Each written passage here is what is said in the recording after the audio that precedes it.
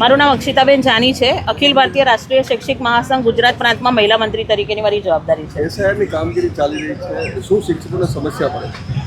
એસઆઈઆરની કામગીરી જે અત્યારે હાલ ગુજરાત રાજ્યના શિક્ષકોને સોંપવામાં આવી છે, એની અંદર 1 મહિનાની અંદર દરેક મતદારના ઘરે ઘરે ફરીને એમની પાસે ફોર્મ ભરાવાના છે અને એ ફોર્મની અંદર એમની અત્યારની હાલની માહિતી અને 2002ની યાદીમાં એમની જ્યાં પણ વોટિંગ ચાલતું હોય એની માહિતી ભરવાની વિગતો એમના પાસે ભરાવાની છે. પણ અત્યારે હાલ પરિસ્થિતિ એવી છે કે મોટાભાગના મતદારો પોતે 2002ની યાદીમાં ક્યાં મત આપતા હતા એમને ખ્યાલ નથી, અને જો ખ્યાલ હોય તો મોટાભાગના મતદારોને ફોર્મ ભરતા આવડતા નથી. એટલે શિક્ષકોને એક શિક્ષકને મેક્સિમમ 1400 થી 1500 મતદારો છે અને એ કામગીરી શાળા સમય બાદ કરવાની પહેલાં સૂચના હતી. ત્યારબાદ અમારી રજૂઆત સંગઠન દ્વારા થઈ અને એમાં શાળા સમયમાં થોડી છૂટછાટ આપી અને કામગીરી પૂર્ણ કરવા માટે રોજે રોજ 100% કામગીરી પૂર્ણ કરવા માટે શિક્ષકોને ખૂબ જ દબાણ કરવામાં આવી રહ્યું છે.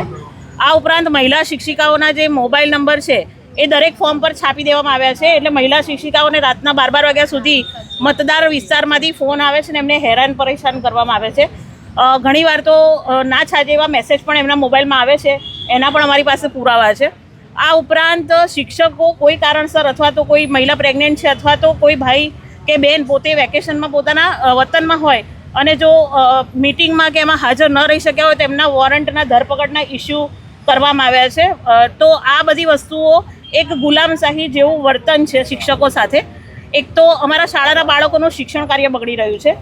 હવે થોડાક સમયમાં પરીક્ષાઓ આવશે તો બાળકો અત્યારે શિક્ષક વિહોણા થઈ ગયા છે અને અમારી કામગીરી શિક્ષકોને તો જે પોતાની છે એ કરવાની છે, પણ સાથે સાથે બીએલઓની કામગીરી પણ દરેક શિક્ષકો નિષ્ઠાપૂર્વક કરી રહ્યા છે.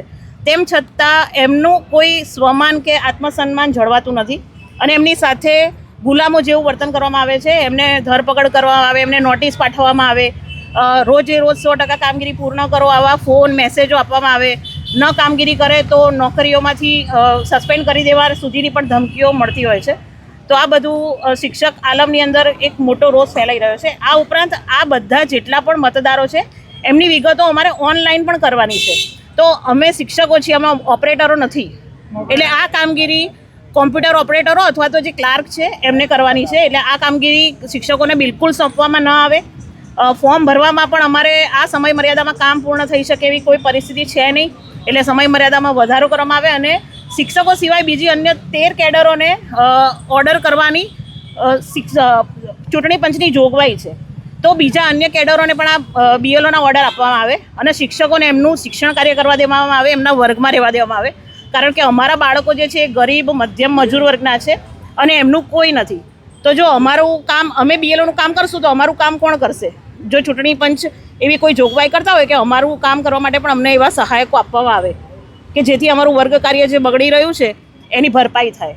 કેટલા બીએલઓ છે અત્યારે હાલ અમદાવાદની અંદર 80% શિક્ષકો બીએલઓની કામગીરી કરી રહ્યા છે અને એમાં મોટાભાગની મહિલા શિક્ષિકાઓ છે જે આપ જોઈ રહ્યા છો.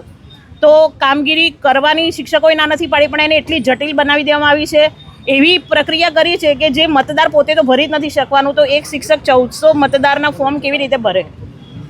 એટલે આ બધા પ્રશ્નો અમારા છે. આજે અમે કલેક્ટર સાહેબને અહીંયાથી આવેદન આપવાના છીએ. અમારી રજૂઆત સરકારશ્રીમાં જાય અને આનો યોગ્ય જે પણ નિકાલ થતો હોય કરવામાં આવે એવી શિક્ષકોની રજૂઆત છે.